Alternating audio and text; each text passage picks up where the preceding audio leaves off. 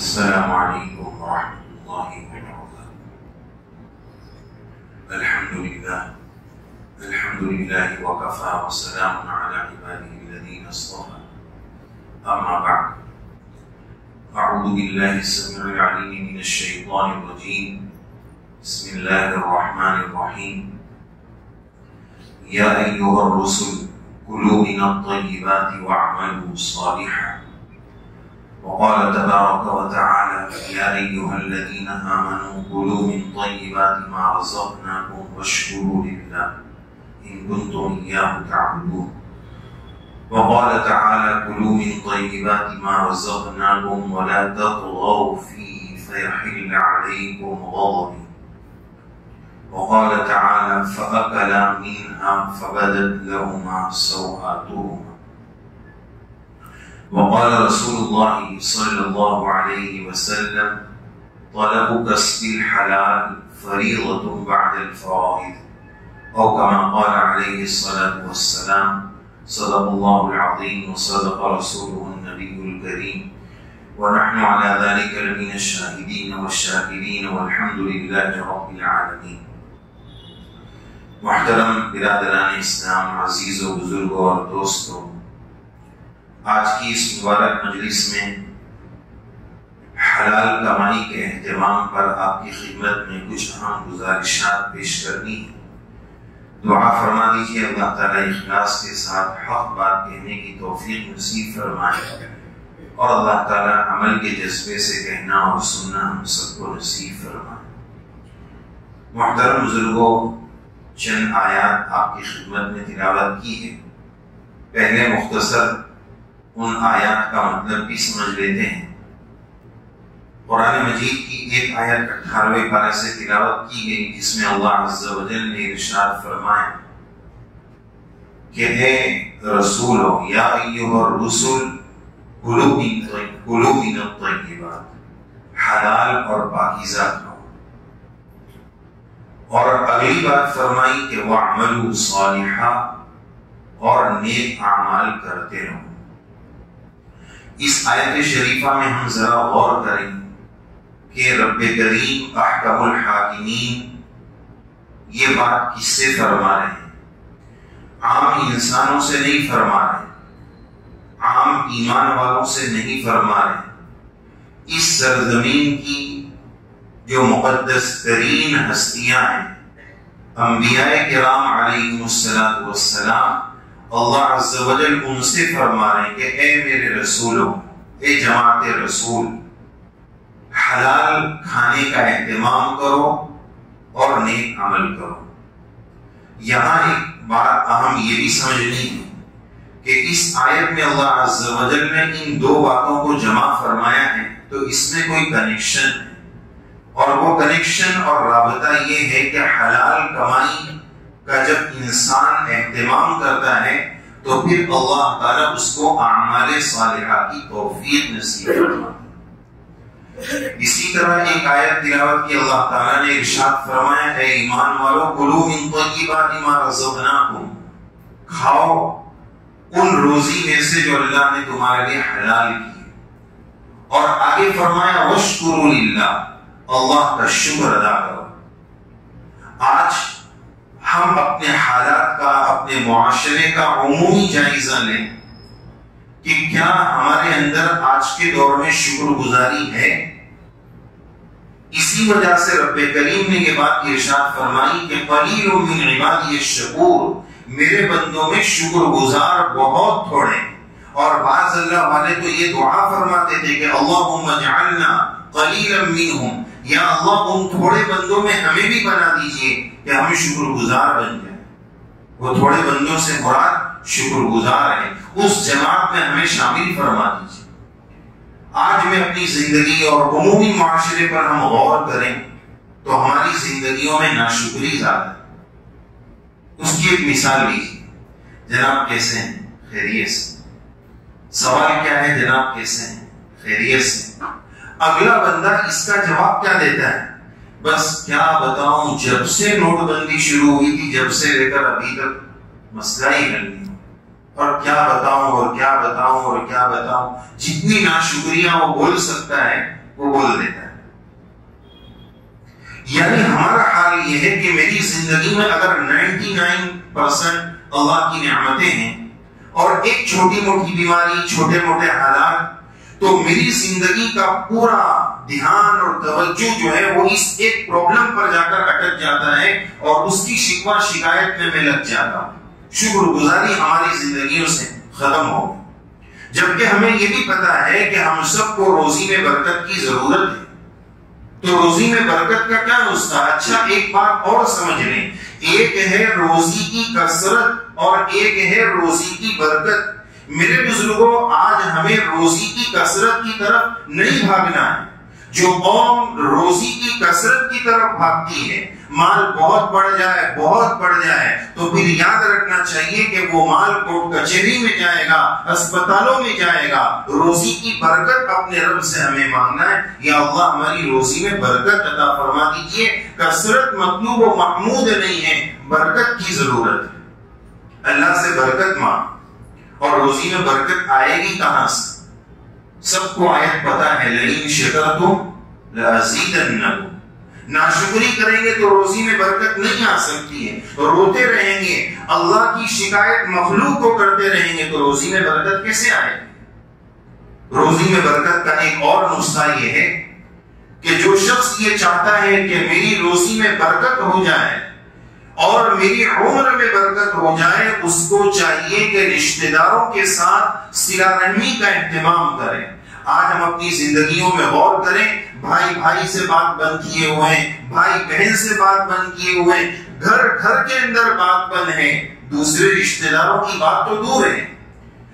بلا صلہ رحمی کے نہ زندگی میں برکت ہوگی، عمر میں برکت ہوگی، اور نہ روزی میں برکت ہوگی. روزی میں برکت کا دوسرا نسخہ، رشتہ داروں کے ساتھ، اپنوں کے ساتھ صلہ رحمی کرو. روزی میں برکت کا تیسرا نسخہ یہ ہے، انکم ترزقون بضعفائکم او کما قال علیہ الصلوۃ والسلام. حضرت نبی کریم علیہ الصلوۃ والسلام نے اس میں بتایا کہ تم کو جو روزی ملتی ہے وہ تمہارے کمزوروں کے صدقے میں ملتی ہے. میرے گھر میں اگر کوئی ہینڈیکیپ ہے، معذور ہے، بڑے بوڑھے ہیں، دادا جان ہیں، تو میرا اڑیل نوجوان یہ سمجھتا ہے کہ میں ان کو کھلا رہا ہوں، میں محنت کرتا ہوں، میں جاب پر جاتا ہوں، پیسہ میں لاتا ہوں، میں ان کو کھلا رہا ہوں. میرا نوجوان یہ غلط سوچ رہا ہے. تو رب کریم، نبی کریم علیہ السلام یہ فرما رہے ہیں کہ تم کو جو روزی مل رہی ہے نا، وہ ان بزرگوں کے صدقے میں مل رہی ہے. تم ان کو نہیں کھلا رہے، وہ تم کو کھلا رہے. اپنے کمزوروں پر خرچ کرو، روزی میں برکت آئے گی. اور ایک اہم وظیفہ جو اکابر سے منقول ہے، یہ تو احادیث اور قرآن و سنت کی روشنی میں بتایا، ایک وظیفہ جو اکابر سے منقول ہے اور بڑے اللہ والوں سے منقول ہے. حضرت حاجی امداد اللہ مہاجر مکی رحمت اللہ علیہ نے یہ وظیفہ بتایا ہے کہ جو شخص یہ چاہتا ہے میری روزی میں برکت ہو، اس کو چاہیے کہ روزانہ فجر کی نماز کے بعد، اب ہمارے لیے فجر کے بعد مشکل ہے، تو فجر سے ظہر کے بیچ میں کوئی ایک ٹائم فکس کر لیں اور 40 دن تک روزانہ ایک ہی مرتبہ ایک ہی ٹائم، 40 دن تک ایک ہی ٹائم فکس کر لیں کہ کس ٹائم پڑھنا ہے. مثلا اگر کوئی 10 بجے اٹھتا ہے تو 10 بجے فکس کر لیں. 40 دن تک 10 بجے اس کو 70 ٹائمز 70 مرتبہ 25ویں پارے کے تیسرے رکوع کی آخری آیت، اللہ لطیف بعبادہ یرزق من یشاء وهو القوی العزیز، اس کو 70 مرتبہ پڑھ کر اللہ تعالیٰ سے روزی میں برکت کی دعا مانگنی ہے. انشاءاللہ 40 دن کے اندر حالات بدلیں. لیکن صرف وظیفے سے کام نہیں چلے گا. فرائض کا اہتمام، نمازوں کا اہتمام، شریعت سنت کا اہتمام، اس کے بغیر کبھی بھی روزی میں برکت نہیں آ سکتی. ان اہتمامات کے ساتھ زندگیوں میں روزی کی برکت آئے.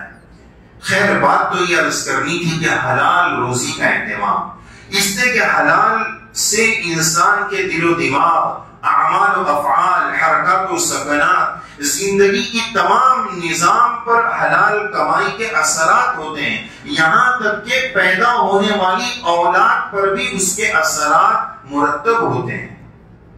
اور اگر زندگیوں میں حلال کا اہتمام نہ ہو تو یاد رکھنا چاہیے اس کا ایک پہلا نقصان یہ ہوتا ہے، اس کا ایک نقصان یہ ہے کہ دل سخت ہو جاتا ہے۔ جب دل سخت ہو جاتا ہے تو اعمال صالحہ کی توفیق ختم ہو جاتی ہے۔ کلوا من الطیبات واعملوا صالحا، نیک عمل کی توفیق اللہ اٹھا رہے ہیں۔ آج کیا وجہ ہے کہ جب میں قرآن شریف کی تلاوت کے لیے کھولتا ہوں، ایک دو صفحے کے بعد طبیعت بھر جاتی ہے، قرآن شریف بند کر کے ہم رکھ دیتے ہیں۔ نوافل میں جی کیوں نہیں لگتا ہے؟ عبادتوں میں ذوق کیوں نہیں لگتا ہے؟ دل سخت ہو گیا ہے۔ یہ حرام کمائی کا اثر ہے۔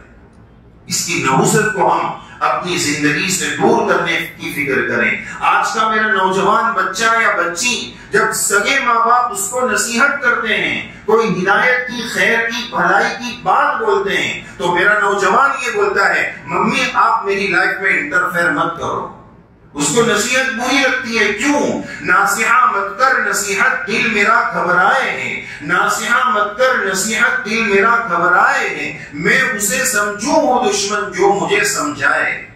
مجھے سمجھانے والا برا لگتا ہے، میرا خیر خواہ برا لگتا ہے، اس کا مطلب یہ ہوا کہ دل سخت ہو گیا ہے۔ ماں باپ کی نصیحت کڑوی لگتی ہے، اپنے بڑوں کی نصیحت کڑوی لگتی ہے، یہ علامت ہے کہ دل سخت ہو گیا ہے۔ اس دل کو دل بنانے کی ضرورت ہے، آج یہ پتھر کی سل بن چکا ہے۔ حرام کمائی کا دوسرا نقصان یہ ہوتا ہے کہ بہت سارے ایمان والے بڑی دعاؤں کا بھی اہتمام کرتے ہیں، اپنی ضرورتوں کے لیے دعاؤں کا اہتمام کرتے ہیں۔ طعامہ حرام وملبسہ حرام ومشربہ حرام فأنا یستجاب، کھانا حرام، پینا حرام، لباس حرام، دعا کی قبولیت اللہ روک دیتے ہیں۔ حرام کی نحوست ہے۔ تیسرا نقصان حرام کمائی کا تیسرا اہم ترین ایک نقصان یہ ہے کہ آج ہم اپنے معاشرے میں دیکھ رہے ہیں ننگا پن، بے حیائی، لڑکیاں برہنہ، نیم برہنہ، کیسے کیسے کپڑے پہن کر، غیروں کی بچیاں تو دور، مسلمانوں کی بچیاں ایسے کپڑے پہن رہی ہیں کہ ہمارے بڑے اگر اس کا تصور کرتے نا تو ان کی روح کانپ کر شاید ان کی روح نکل جاتی۔ آج ہماری نوجوان مسلمان بچیاں شادی میں ایسی بے حیائی والے کپڑے پہن، یہ ننگا پن کیوں آیا؟ یہ بھی حرام کمائی کا اثر ہے، اور اس کا ثبوت قرآن مجید سے۔ ہمارے ابو اما حضرت آدم و حوا علیہم السلام، اللہ تعالیٰ نے ان کو ایک حکم دیا تھا جنت میں، لا تقربا هذه الشجرة، اس جھاڑ کے پاس مت جانا، اس سے کھانا مت۔ چوک ہو گئی، بھول ہو گئی۔ جب یہ بھول ہوئی، جنت سے نکال دیے گئے، دوسرے مسائل ہوئے، دوسری سزائیں آئیں، وہ بات کی بات ہے۔ اس گناہ، اس اللہ تعالیٰ کے حکم کے توڑنے پر سب سے پہلی جو بات ہوئی وہ کیا ہوئی؟ اس کو اللہ تعالیٰ نے ذکر فرمایا فَبَدَتْ لَهُمَا سَوْآتُهُمَا، ان کے پورے کپڑے اتر گئے، ان کی شرمگاہیں ظاہر ہو گئی۔ اللہ کی منع کردہ چیز کو کھائیں گے اور اللہ نے جن چیزوں سے روکا ہے ان کو استعمال کریں گے تو دنیا میں ننگاپن اور بے حیائی آئے گی۔ اور یاد رکھیں، جس کو حرام کی چاٹ لگ جاتی ہے نا، اس کو پھر حلال کی لذت نصیب نہیں ہوتی ہے۔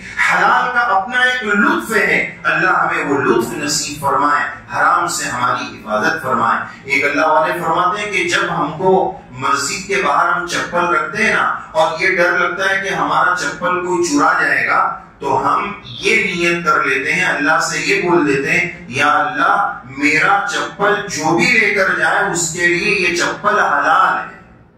اور چور چونکہ چور ہے، اس کو حرام کی چاٹ لگی ہوئی ہے، حلال اس کو ہضم ہوتا نہیں ہے، اس لیے اللہ والے فرماتے جب بھی ہم نے ایسا بولا ہماری چپل کبھی بھی چوری نہیں ہوئی۔ تو حلال کی لذت ایک عجیب کیفیت ہے، جب حرام کا نشہ چڑھ جاتا ہے تو انسان حلال کی لذت سے محروم ہو جاتا ہے۔ اللہ والوں کی کیسے واقعات ہیں؟ حضرت تھانوی رحمۃ اللہ علیہ ٹرین میں سفر کرنے جا رہے ہیں، ریلوے اسٹیشن پر اپنے وزن اور اپنے سامان کا ویٹ چیک کرا رہے ہیں کہ کتنا وزن ہے، چیک کرو۔ ٹی سی بولتا ہے حضرت میں آپ کے ساتھ ہوں، آپ ٹینشن مت لو، وزن کرانے کی ضرورت نہیں، میں آپ کے ساتھ ہوں۔ بھائی آپ کہاں تک ہیں؟ وہاں تک، مجھے اس کے آگے جانا ہے۔ حضرت اس کے آگے جو ٹی سی آئے گا نا وہ میرا فرینڈ سرکل کا بندہ ہے، میں اس کو بھی بول دوں گا سیٹنگ ہو جائے۔ حضرت بولتے ہیں مجھے اس کے بھی آگے جانا ہے۔ ارے حضرت وہ تو لاسٹ اسٹیشن ہے، اس کے آگے تو ٹرین جاتی ہے، اس کے آگے آپ کو کہاں جانا ہے؟ حضرت فرماتے ہیں اس کے آگے مجھے اللہ کے پاس جانا ہے۔ تم اس کو بول دو گے، تم اس کو بول دو گے، اللہ کو کون بولے گا؟ اگر رتی برابر بھی حرام آ جائے گا تو اللہ کو کون بولے؟ حضرت تھانوی رحمۃ اللہ علیہ کے خلیفہ حضرت کے یہاں تشریف لائے، چونکہ حضرت حکیم الامت ایسے ہی تھوڑی حکیم الامت۔ جب خادم آئے، خلیفہ آئے، تو یہ نہیں پوچھا کہ آپ نماز پڑھ رہے ہو، تہجد پڑھ رہے ہو، معمولات پڑھ رہے ہو۔ کہا کہ یہ جو آپ اپنے ساتھ بچہ لائے ہیں، آتے وقت اس کا ٹکٹ لیا؟ ہاں حضرت لیا۔ فل لیا تھا کہ ہاف لیا تھا؟ حضرت یہ ہو تو 13 سال کا گیا، لیکن دکھتا چونکہ 12 سال جتنا ہی ہے تو میں نے ہاف لیا۔ بس یہ بولنا تھا کہ حضرت نے فوراً اعلان کیا کہ جو خلافت میں نے آپ کو دی ہے میں وہ خلافت واپس لیتا ہوں، ایسا بندہ خلافت کا حقدار نہیں۔ تو وہ فرمانے لگے حضرت میں معافی مانگتا ہوں، اور اب جب واپس جاؤں گا نا تو اس بچے کی، میرے اس بچے کی فل ٹکٹ ڈبل لے لوں گا اور اس کو پھاڑ کے ایک ٹکٹ پھینک دوں گا تاکہ وہ گورنمنٹ کو اتنا پیسہ پہنچ جائے۔ حضرت فرمانے لگے اب تو پتہ یہ چلا کہ آپ کے اندر حب مال بھی ہے اور حب جاہ بھی ہے۔ آپ نے پہلے آدھا ٹکٹ لیا، یہ مال کی محبت کا پتہ دے رہی ہے، اور آپ کو جب ہم نے کہا خلافت واپس دی جا رہی ہے، آپ کے اندر بڑا بننے کا جذبہ ہے، تو آپ نے یہ کہا کہ میں پھاڑ دیتا ہوں اور میں یہ کر لیتا ہوں، مجھے خلافت واپس دے دو۔ اس کا مطلب یہ تمہارے اندر جان اور عزت کی محبت ہے، آپ خلافت کے حقدار نہیں۔ اللہ والوں کے یہاں اس قدر اہتمام۔ اور آج جمعہ کا دن ہے، اکثر لوگ سورہ کہف کا اہتمام کرتے ہیں۔ سورہ کہف میں اللہ تبارک و تعالیٰ نے اصحاب کہف کا واقعہ ذکر کیا۔ 309 سال تک وہ لوگ سوتے رہے غار میں، اللہ نے ان کو سلا دی۔ 309 سال کے بعد جب بندہ اٹھے گا تو کتنی بھوک لگے گی؟ ہم رات کو سوتے ہیں، شوگر والا صبح میں پریشان ہو جاتا ہے، جلدی بسکٹ لاؤ، بھوک لگی۔ 309 سال کے بعد اٹھے، کتنی بھوک لگی ہوگی؟ ان کو تو پتا بھی نہیں 309 سال ہو گئے۔ تو ایک بندے کو یہ کہا جاؤ کھانا لے کر آؤ، یہ پیسہ لو، لیکن نصیحت اور ہدایت یہ دی فَلْيَنْظُرْ أَيُّهَا أَزْكَىٰ طَعَامًا۔ 309 سال کے بھوکے ہیں، اس کا یہ مطلب نہیں کہ جو ملے وہ لے کر آ جانا، لانا تو حلال لانا، پاکیزہ لانا۔ بھوک لگنے کا یہ مطلب نہیں ہے کہ جو آ جائے وہ لے کر آ جائے۔ 309 سال کے بھوکے کہہ رہے ہیں حلال اور پاکیزہ لانا، اور آج ہمارا یہ حال ہے کہ بس آن دو آن دو آن دو، جو آ رہا ہے وہ آنے دو۔ اور اسی کی طرف نبی کریم علیہ السلام نے نشاندہی فرمائی کہ قیامت کے قریب ایسا زمانہ آئے گا کہ لوگوں کے پاس جو مال آ رہا ہوگا ان کو کوئی پرواہ نہیں ہوگی کہ حلال آ رہا ہے یا حرام آ رہا ہے۔ آج زمینوں پر ناجائز قبضے ہو رہے ہیں، اپنی بہنوں کی میراث پر قبضہ ہو رہا ہے۔ اللہ کو کیا جواب دیں گے؟ قبر میں کیا جواب دیں گے؟ ذرا سے دو پیسے کی لذت کے خاطر، وہ پیسہ جس پر اولاد عیاشی کرے گی، آوارگی کرے گی، گناہ کے کام کرے گی، ان پیسوں کے خاطر ہم اپنی قبر اور اپنی عاقبت برباد کر رہے ہیں۔ حدیث شریف ہمیں معلوم ہونا چاہیے، نبی کریم علیہ السلام کے ارشاد عالی کا خلاصہ یہ ہے، ایک بارش کے برابر اگر کسی نے کسی کی زمین دبائی، کل قیامت کے دن 7 زمینوں کا توق اس کی گردن میں ڈالا جائے۔ قبر کا معاملہ آسان نہیں ہے، آخرت کا معاملہ آسان نہیں ہے۔ دنیا کی رنگ ریڑیوں نے ہماری نگاہوں کو اتنا بڑا دھوکہ دے دیا ہے کہ میں آخرت سے غافل ہو چکا ہوں، اپنی قبر سے غافل ہو چکا ہوں۔ اگر یہی حال ہے، اس عقیدے کے باوجود میرا یہی حال ہے، تو ایک بے ایمان اور مجھ میں فرق کیا رہ گیا ہے؟ اس لیے حلال کا خوب اہتمام کرنے کی ضرورت ہے۔ ایک حدیث پاک آپ کی خدمت میں تلاوت کی گئی، نبی کریم صلی اللہ علیہ وسلم نے اس حدیث پاک میں یہ بات بتائی کہ حلال کمائی کا اہتمام تمام فرائض کے بعد سب سے اہم ترین فریضہ ہے۔ اس حدیث پاک میں 3 باتیں سمجھنی ہیں۔ دیکھیں حلال کمائی کا اہتمام کتنی بڑی چیز ہے۔ آپ اس بات سے اندازہ لگائیں اللہ تبارک و تعالی ہم سب کو حرمین شریفین کی باعظمت حاضری بار بار نصیب فرمائیں. مکہ مکرمہ میں بیت اللہ شریف کے قریب جو جگہ ہے حتیم کہ بیت اللہ شریف کا حصہ ہے، تو جب حصہ ہے تو بیت اللہ شریف کی عمارت وہاں کیوں نہیں بنی؟ اس کی بہت ساری حکمتیں ہیں، ابھی وقت نہیں ہے ورنہ مضمون ادھورا رہ جائے گا. بس وہاں ایک بات یہ عرض کرنی ہے کہ جب بیت اللہ شریف کی تعمیر ہو رہی تھی کفار و مشرکین کے دور میں بھی، تو اس وقت حلال پیسہ کم پڑ گیا، حلال پیسے کی شارٹیج ہو گئی، تو اتنا حصہ تعمیر سے چھوڑ دیا گیا. یہ تو ظاہری سبب ہے، اصل سبب کچھ اور ہے. حلال پیسہ کم پڑ گیا تو اندازہ لگائیں اللہ کا گھر اور دنیا کی تمام مساجدوں کی مسجد باس بیت اللہ شریف، وہاں حلال کا اتنا اہتمام کیا گیا کہ حلال پیسہ نہیں ہے تو تعمیر سے رہ گئے. ورنہ اللہ کی قدرت کے لیے کیا کم تھا؟ اللہ تعالیٰ ڈالروں کے پوٹلے برسا دیتے کہ جاؤ میرا گھر بناؤ. لیکن حلال کا اہتمام اللہ کے. آج تو لوگ پوچھتے ہیں مولانا وہ ایک رقم آئی ہے وہ بینک سے، آپ سمجھتے ہو نا مولانا، وہ مسجد میں دے سکتے ہیں کیا؟ یعنی اس کی زبان لڑکھڑا رہی ہے پوچھنے میں، لیکن پھر بھی پوچھ رہا ہے. اسی کی طرف تو نبی کریم علیہ السلام نے بتایا استفتی قلبک، مفتی صاحب کو بعد میں پوچھنا، پہلے تیرے دل سے فتویٰ پوچھ. دل بول رہا ہے کہ مسجد میں تو سود کا پیسہ لگانے کا مسئلہ مولانا کو پوچھ رہا ہے، شرم آنی چاہیے. وہ میل کچیل، وہ ناپاک گندا پیسہ وہ اللہ کے گھر میں لگانا مسلمان چاہتے. تو پہلی بات اس حدیث پاک سے یہ پتہ چلی حلال کمائی کی فکر کرنا، محنت مزدوری کرنا، جاب کرنا، بزنس کرنا اسلام کے خلاف نہیں ہے، یہ اسلام کا حکم ہے. اور اگر بندہ اس کو اچھی نیت سے کرے گا تو انشاءاللہ اس کے لیے یہ ثواب کا ذریعہ بنے گا. وہ یہ نیت کر لے کہ میرے بیوی بچوں کی ذمہ داری مجھ پر ہے، میں ان کی ذمہ داری ادا کرنے کے لیے بزنس کر رہا ہوں، ثواب ملے گا. میں اس لیے روزی کما رہا ہوں کہ مجھے کسی کے سامنے دستے سوال دراز نہ کرنا پڑے، کسی سے مانگنا نہ پڑے، اس لیے میں روزی کا کما رہا ہوں، عبادت بن جائے. یہ نیت کرے کہ میں اپنا مال اللہ کے راستے میں لگاؤں گا، دین کے شعبوں میں لگاؤں گا، مسجد مدرسوں میں لگاؤں گا، اس کا یہ کمانا عبادت بن جائے. دوسری بات، کماؤ لیکن حلال ضروری ہے. بہت سارے لوگ محنت مزدوری کرتے ہیں، یاد رکھنا چاہیے ہر محنت کا حلال نہیں ہوتا ہے. ارے میں تو بینک میں کام کرتا ہوں اور 8 گھنٹے کی ڈیوٹی دیتا ہوں، میری محنت ہے. ارے بھائی ہر محنت کا حلال نہیں ہوتا ہے. حضرت شیخ الاسلام صاحب دامت برکاتہم فرماتے ہیں کہ طوائف اور گندی عورتیں جو بزنس کر رہی ہے وہ بھی تو محنت کر رہی ہے نا، کیا اس کا حلال ہو جائے گا؟ پتہ یہ چلا کہ ہر محنت کا حلال نہیں ہوتا ہے. 8 گھنٹے ڈیوٹی کر رہے جناب آپ، لیکن بینک میں کر رہے، اس سے وہ حلال نہیں. ایسے کام کرنے والوں کو چاہیے کہ اس کو چھوڑیں اور دوسری جاب تلاش کریں.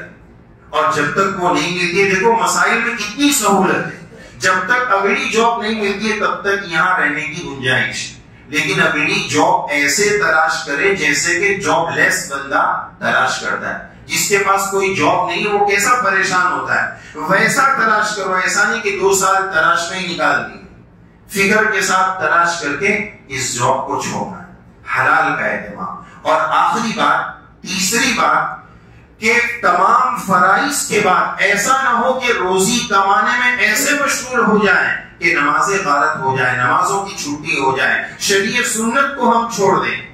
ایسا بعض لوگ اپنے اوپر کاروبار کو حاوی کر لیتے ہیں کہ کھانا بھی ان کے لیے بڑا مسئلہ ہوتا ہے. بیوی بچوں سے بات نہیں کر پاتے، ادھر منہ میں لقمہ ڈال رہے ہیں، ہاں پیمنٹ آ گیا، ہاں مال. ارے بھائی کیا مصیبت ہے؟ مال زندگی کی راحت کے لیے، زندگی کو اجیرن اور مصیبت بنانے کے لیے نہیں ہے. بیوی بھی پریشان ہے کہ یار یہ ہر وقت جو ہے فون پہ لگا ہوا ہے، ہر وقت آن لائن لگا ہوا ہے، اس کو بزنس سے سکون ہی نہیں. اللہ کے نبی علیہ السلام کی ایک دعا، اس پر اپنی بات مکمل کروں گا. رسول اللہ صلی اللہ علیہ وسلم نے دعا بتائی، اللہم لا تجعل الدنیا اکبر ہمنا ولا مبلغ علمنا. لمبی دعا، مجھے یہ 2 جملے بتانے ہیں.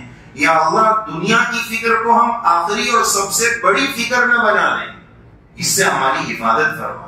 دنیا کو اپنے اوپر اتنا سوار نہ کر لے. ارے بھائی دنیا 60-70 سال جینا ہے, آخرت کی لامحدود زندگی ہے, اس کے لیے زیادہ سوچنے کی ضرورت ہے.